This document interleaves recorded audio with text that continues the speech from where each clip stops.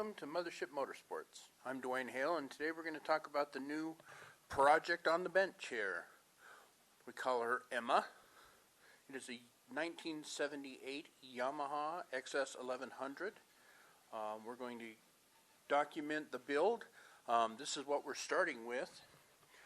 It came with extra parts. We have the parts down here for things that, you know, when we get ready to go through things, we'll see what we have and what we can use.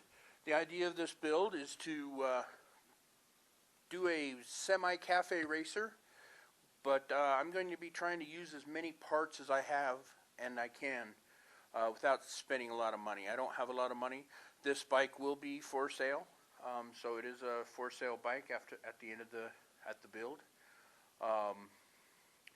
It's like I said, we started out with what we have here. I really haven't done a whole lot to it. Just wanted to introduce it at this point. So, walk around here. As you can see, it's going to need some love. Most of the parts are here. I'm going to have to do some wiring. I am going to do some things that I've never done before on this bike. I'm going to build a back seat tunnel out of fiberglass and mount the seat that way. I plan on painting it, which I've never done paint before, not as a body style paint. So I will be learning on this bike, and hopefully you will too. I'm definitely not an expert at anything, so everything I do is just the way I do it.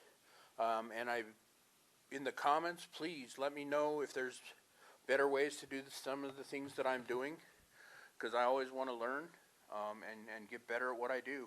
So, again, this is Emma, 1978 XS1100. We're going to start the build. See ya!